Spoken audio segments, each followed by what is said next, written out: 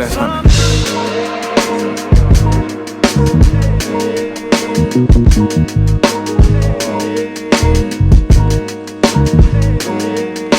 we get the cheese in our stomach. We're gonna go crazy with it.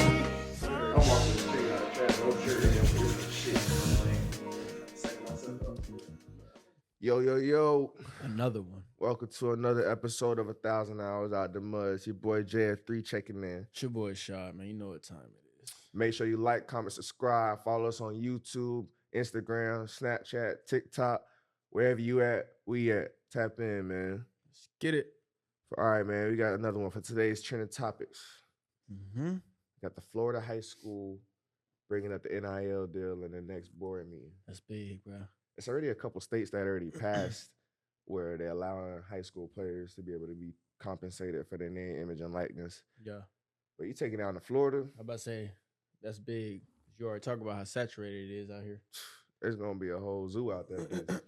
You put it in places like Florida, Texas, Georgia, and Cali, Yeah. where a majority of the top football players come from, and you give them that money in high school. Yeah. Man, I don't know. They kind of create. I mean, I'm all for it, but at the same time, like you teaching 5-star, 4-star, you teaching 13 to 18-year-old kids like what to do with all this money, but you're not teaching them how to take care of it. Are you teaching them though? I feel like if that's gonna be a thing, maybe they need to implement, something in the schools, like, financial class, something that's gonna teach them how to really manage the money, let the money work for them instead of just blowing that shit. Right, because I mean, we ain't know what to do with no money at that age. You know what I'm saying? Man, like, so imagine being handed thousands. Some of them had a potential to bring in millions. right. And then will they even want to go to college at that point? Will they even have the aspirations, or will they crash out before then because they got what they wanted before they was even ready to have it? Because for us, like, I mean, our dream wasn't to go to the league for the money, but it's like that's a part of it. So Absolutely. that's gonna still make you hungry and still make you want to go. I gotta go get on the field grind for this. But if you getting that bag right now, you gonna still put that time in? Probably not. And then like the other thing, it's gonna open up a whole nother issue because in certain states gonna be able to have the same amount. Right. Because Florida, you ain't got certain taxes. Right. Cali taxes dumb high. Stupid. New York, Chicago high. So it's like, how are you gonna make it an even playing field? Right. It really ain't, because the quality of players not the same. They're not. And then, you remember we had Terry on. He was talking about his last year, if he went back to Bama, how the coach was like, you're going to feel like you're doing us a favor. With them, the guys that's making more bread start feeling like they're doing a high school a favor, you know what I'm saying? Mhm. And how would that mess the dynamic up as a team? Right. Because you already got these big powerhouses like IMG, St. Thomas, and that's just in Florida. But you got schools, the big schools in Cali and Texas as well. Right. Their athletic programs already, most of the kids already have to pay to go there with the scholarships and all that. So, like, what's that going to do? Right. You know what I'm saying? Is it going to benefit the state? Is it going to benefit the school? Because you think about it, once you start putting that bread in the state, it's gonna benefit the state, but once they start making that stuff a business, how will that become taxable? How will they try to maneuver and it's a lot of people out there. I ain't saying everybody, but it's a lot of people out there that's going to try to capitalize off of, saying them young students that don't know really what they doing with it. And to be honest, bro, like high school is probably the last stage where football is going to be fun. Yeah. It's the last stage where, like, I feel like if you ask anybody that played the game, they always gonna revert back to high school, because it's like the last time where you could just enjoy the game for with what your it dogs, is. You know what I'm saying? Like, your boys that's gonna be around forever, and it's just the most memories that you create. So to be able to, I don't think they should taint that period, because once you get to college, you're not a kid no more. You're not looked at. You looked up as a businessman. Yeah. So to be able to have to, I feel like they making being a kid, they making you be an adult too fast, and they taking away that, robbing you from that experience of being in high school. I think that would be a lot of damage, but at the same time, it can help a lot of people out. It definitely can. It's just about, just letting the money work for you, not getting too caught up in the money, and just letting it be beneficial and not detrimental. Basically, at the end of the day. Facts. All right, so we got the next one. How about the college football format? Yeah. They changed the format from the top 4 teams, so now they opened it and expanded it to what 12? Yep. 12. 12 teams. What they say the top 5 ranked Automatic. teams automatic go in, and then the other remaining teams the committee get to pick. I think it's gonna be interesting, man. But I think it's gonna be real beneficial though. I started in FCS JMU, so that's kind of like the platform. They already got that big playoff system where you rank 1 through whatever, got to go through, play the best teams and everybody, and I think it gives it an even playing field because you got these teams like, for example, Florida State this past year, or you go back a couple years, UCF. You know what I'm saying? They got these undefeated seasons, but because of politics or antics, whatever, you don't make it in. Now you got this bigger playing field because football, you know how it is. You any given day, somebody get beat. So I think I don't know. Overall, I think it's gonna be a smooth thing.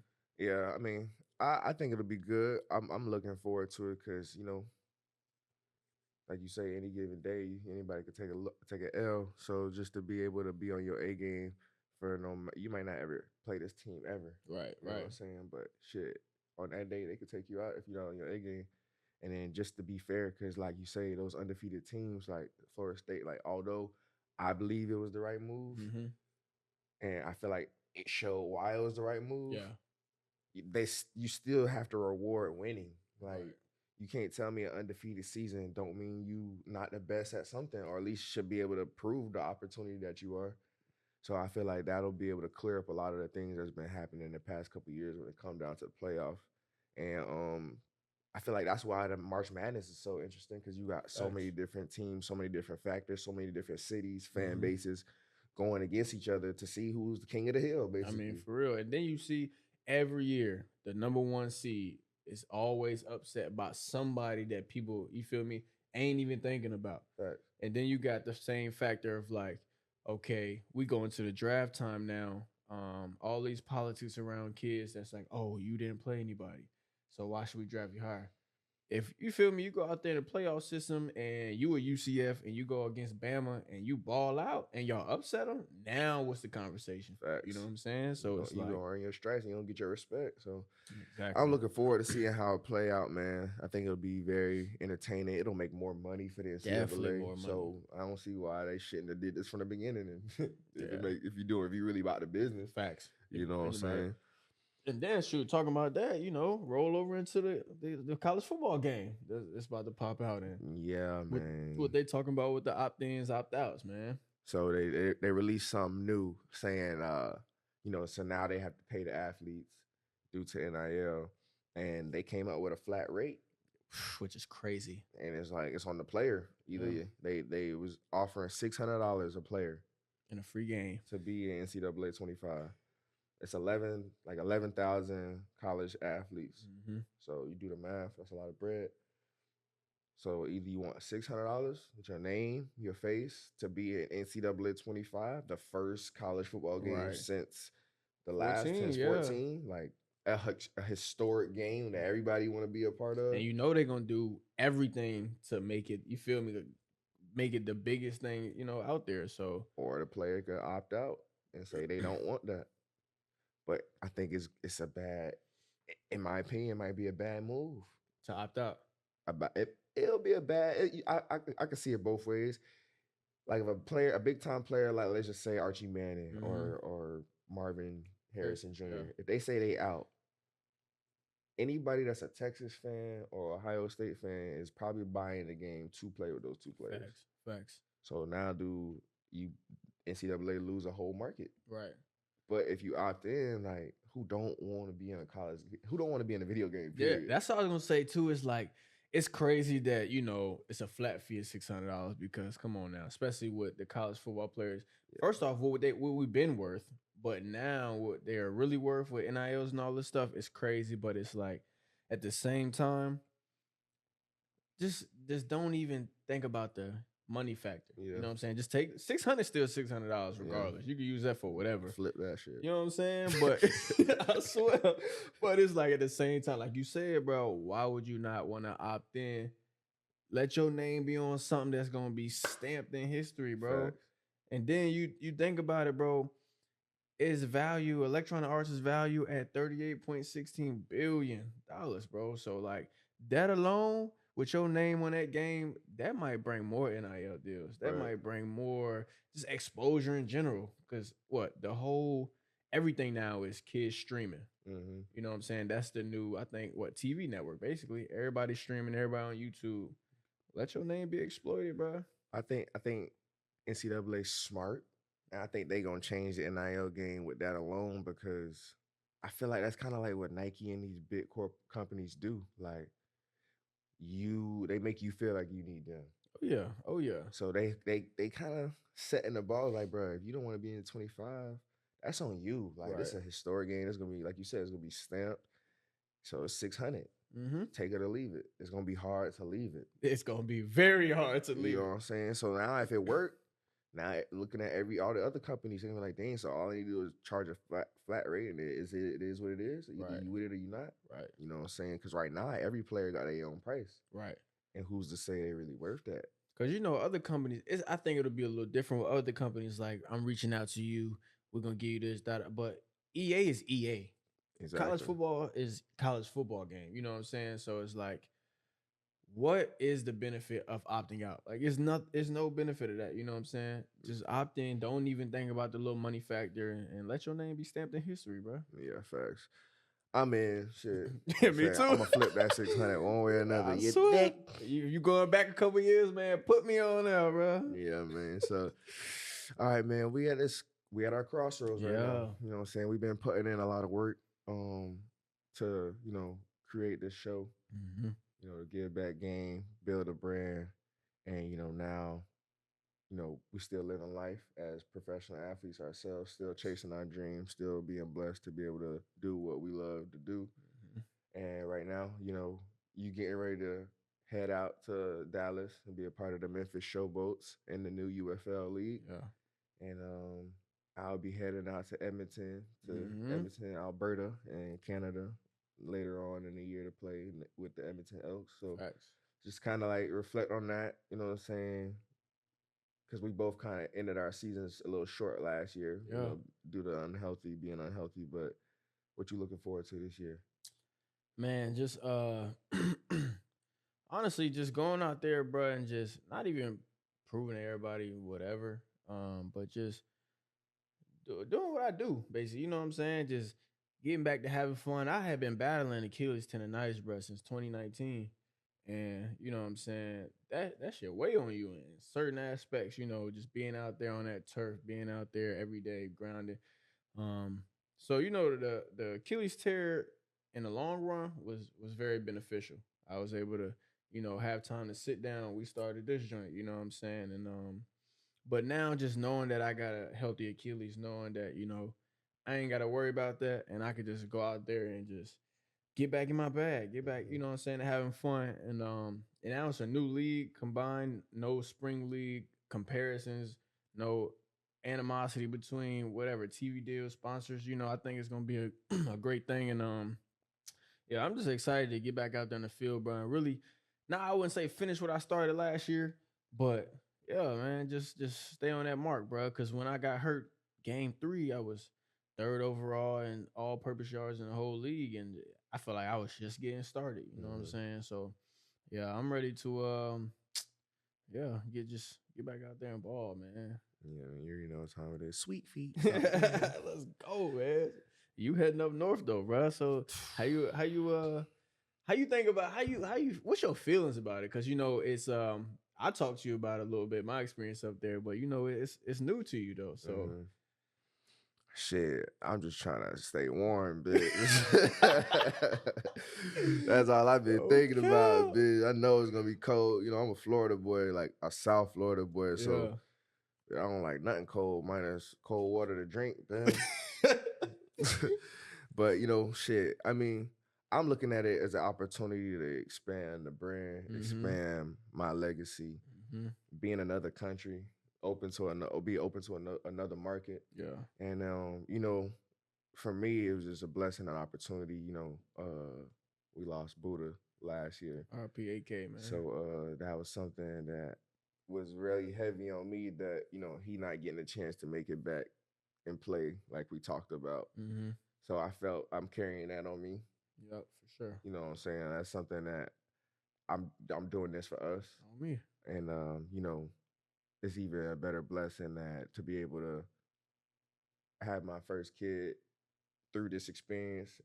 To be able to they might not remember it, but just to be able to know that I'm setting a foundation Mm-hmm. and from the first time of their life, they just seeing their dad beat adversity. Yeah. You know what I'm saying?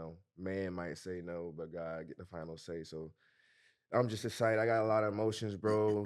Last year was a real rough year for me. And I'm just ready. I'm just excited for the opportunity to just do what I do and everybody know what I do. It's kind of like my Hey. superpower, bro. I've learned to embrace Got proving to. people wrong Got to. instead of like looking down on it. So I'm more motivated than ever. Man, that optimism takes us further than, you feel me, we may think, because it's part of that crossroad too. You feel me? Like, you sit there and soak in all of the stuff and the factors that could be coming down on you, or you gonna be like, you know what, man, I'm gonna get up. You feel me? Buddha can't do it, so you feel me? Let me stop pouting you feel me, in my saltiness right now, and let me get right. You know what I'm saying? Because this is what I do. I done showed it and prove it time and time again. So this is what I do. Yeah. And with that said, man, let's get into the journey. Flip. That's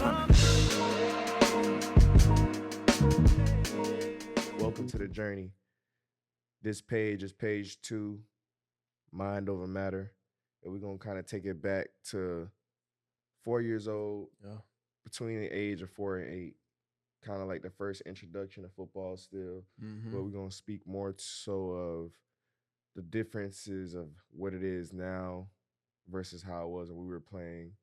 Talk a little bit about, the collision and the hitting, when we were introduced to that, and also our experience and as being fathers now, what we would do with our kids if we were in that position. And the impact on the kids as well. All right, so, I played flag. I started playing ball at 4. And I think for me, it was kind of hard because, like I was saying, like the culture back then, like everybody's playing Pee Wee, everybody. Yeah. So like, of course, I wanted to be in pads and had a helmet and a Facts. visor and a swag. You feel me? Facts, Like, 'cause that's what everybody was doing.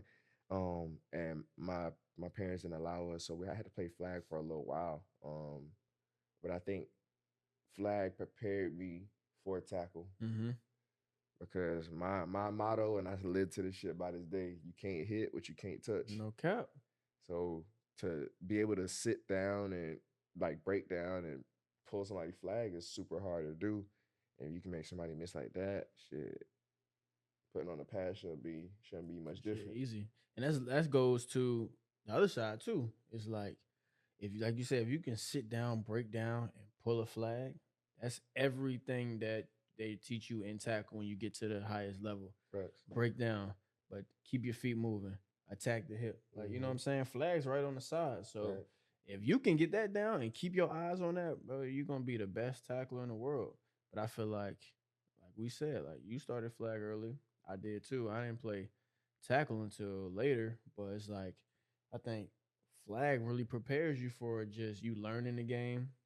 You're not scared to take a hit, so you really indulge in learning the game and being in it, and just figuring out the ins and outs, and just learning how to juke a mug, bro. Like, And still ultimately allowing your brain to develop.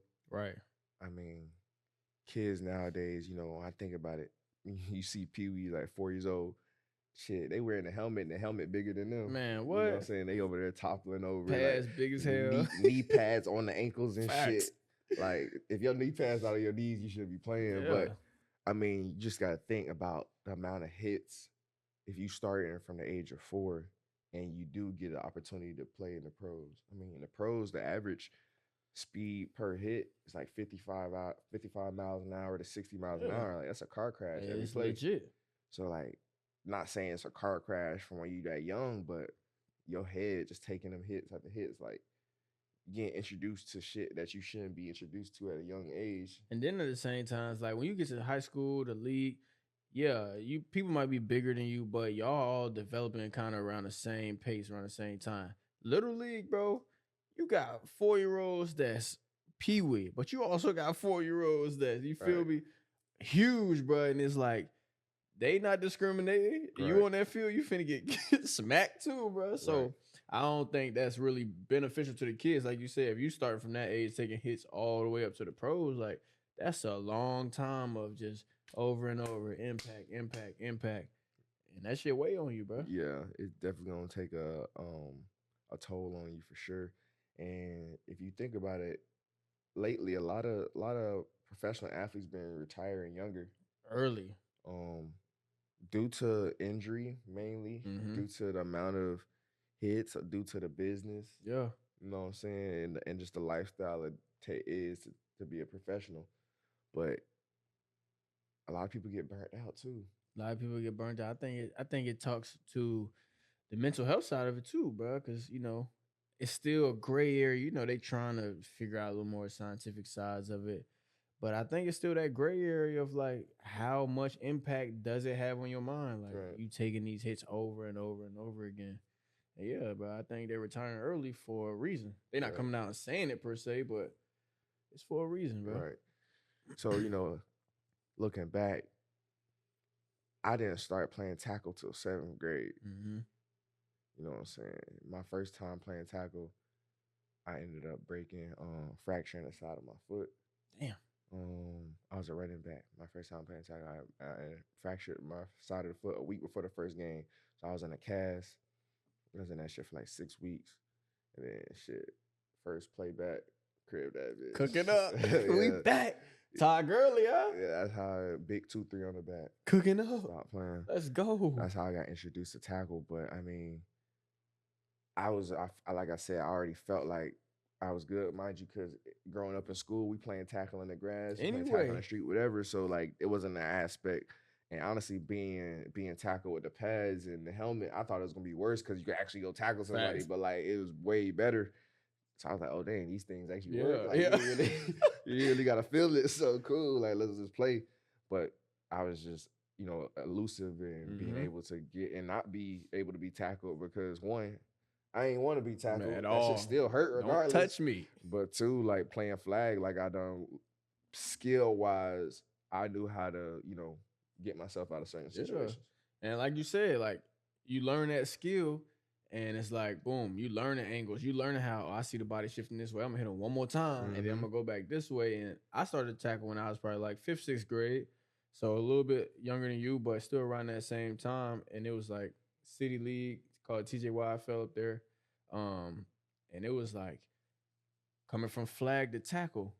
I was so confident in flag and my abilities. When I got the tackle, it really won't no difference because it's like you still not finna touch me. Like you feel me? You still not finna tackle me, love. So like, let's get right. I was fast and I was real shifty. I seen my pops playing, and that's what his game was. So it's like, and that's it carried right on over. The same way I was killing him in flag, I was killing him in tackle because why?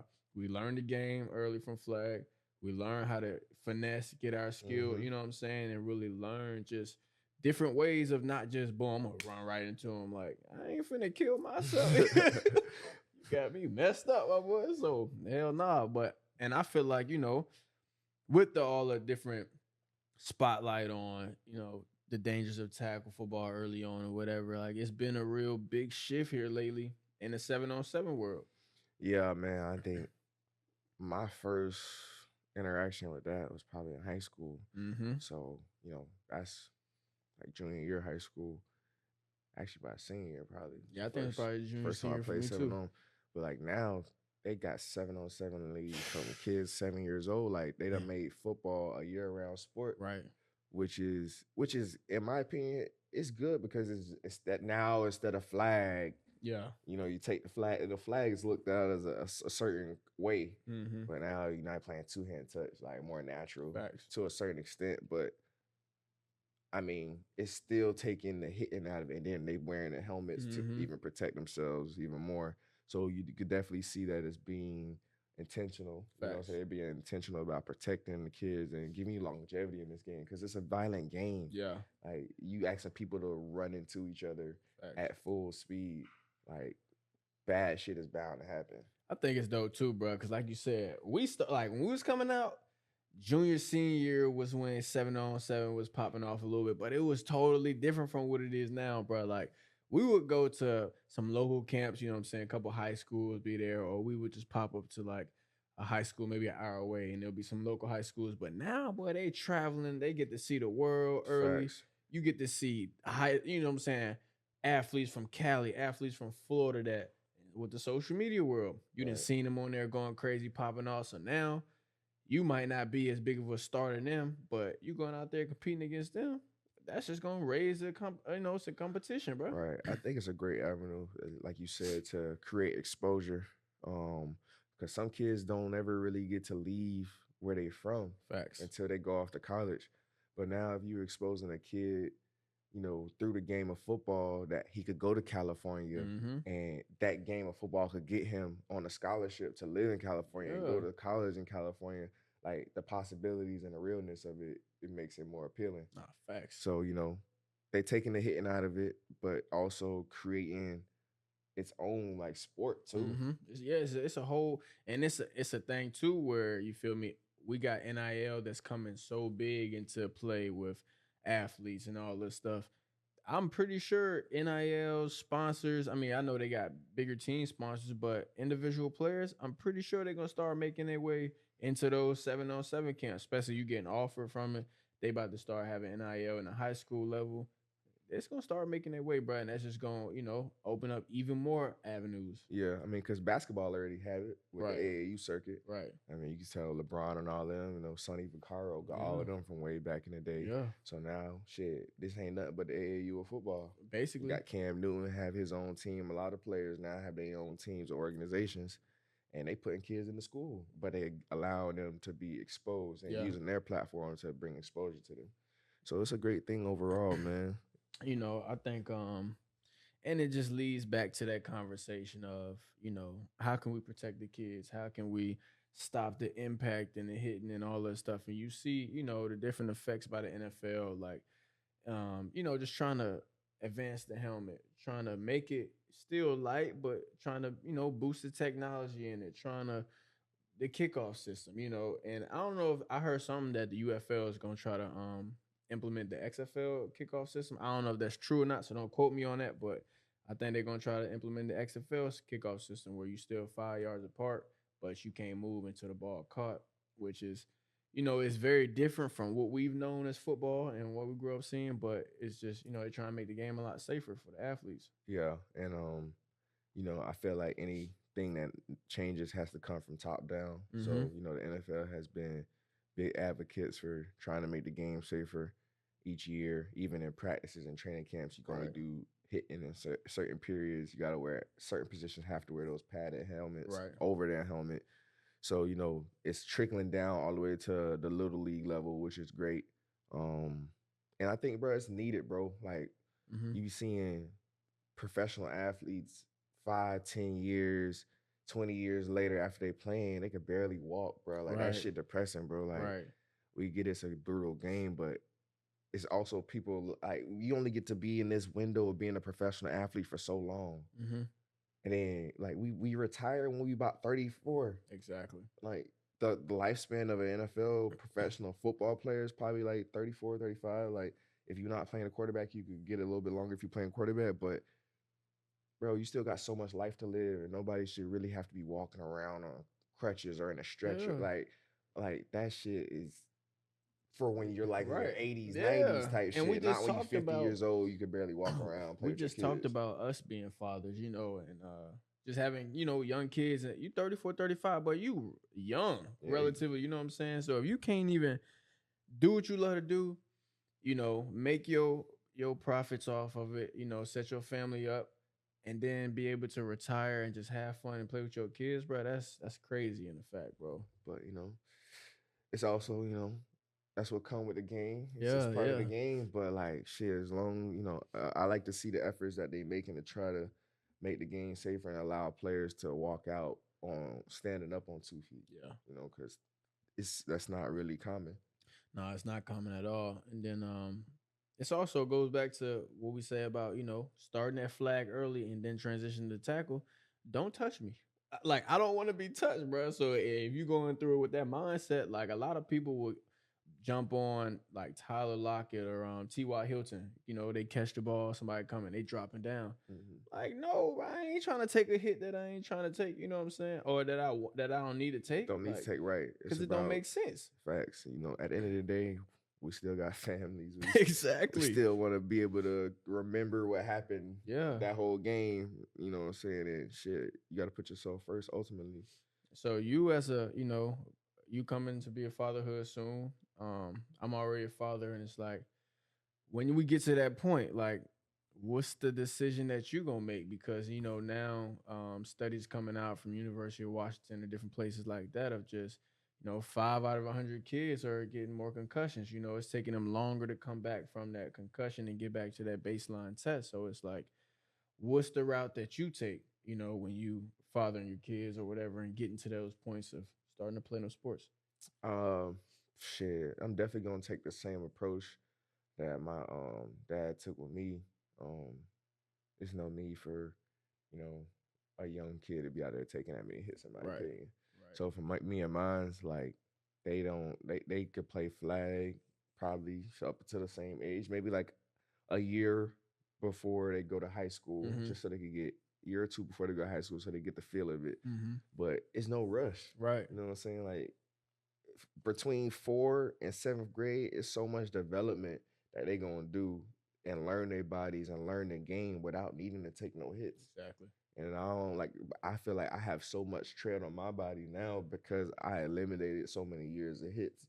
So I'm definitely gonna take that approach with my child, and teach them the game and still teach them the principles of how to protect yourself when you do get hit and how to hit. But as far as being out there taking hits with other kids that don't know how to tackle, that really just setting them up to be hurt, like, I'm not putting my kid in that. It don't make sense, especially knowing what we know now. Good. It don't make sense. And then, like you said, learning your body and different stuff. I think going back to what we said about just playing different sports, like, that's going to ultimately allow you to figure your body out. Like, you play soccer, you ain't like it, but that also probably gave you foot coordination and out the wazoo. Yeah, facts. And it's we football heads, bro. So we know how to tackle, how to do this. We can literally take our kid out in the backyard and get a little dummy and tackle the shit out of that bitch. No cap. For 10 years, you can tackle the fuck out this dummy. Yeah, until it's time to get right in high school. You're gonna be straight. Yeah. Right before. So it ain't no need to put all that pressure and unwanted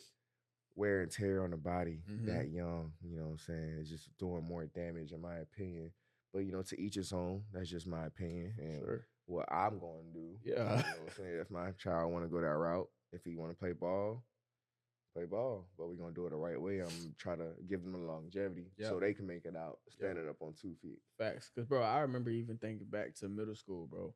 When I got to middle school, my first year, they didn't have middle school ball. We were still playing the city league like I was telling you about. But my 8th grade year, bro, they had just brought back the middle school league. Dog, we got all the hand-me-downs from the high school. When I tell you, just like the jits that was in Little League, bro, my knee pads on my shin, thigh pads big as hell, but won't cover nothing. Like, first off, I can't run in this. Pants high waters.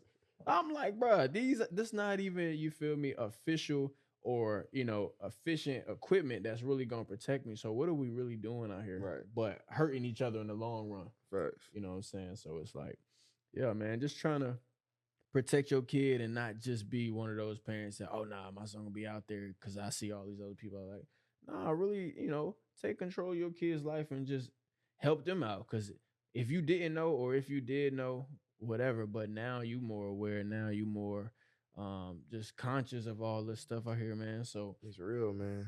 It's real. You just gotta kind of protect that as much as you can because life is precious, man. So, facts. And it's been instances where we've seen that this child's game that we play as grown men have almost took some unfortunate young men out of this world and has taken some young men out of this world. So it's definitely it's realistic and it's something that's real and definitely needs to be taken serious. So, you know, with that, you know, as we continue through the journey, we're gonna continue to give you insight from our life story that can be able to relate to and apply to your life story, and just give advice and, you know, tell our story through our words in the authentic, raw way that we promised from the beginning. Legit, man. We'll catch y'all on the next page, man. Thank y'all for rocking with us.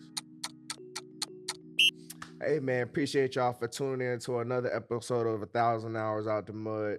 Make sure you follow us on YouTube. So like, comment, subscribe, wherever the socials at, wherever you at, we at.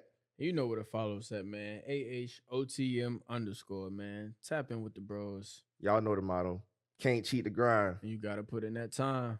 1,000 Hours Out the Mud. Until next time. Love y'all.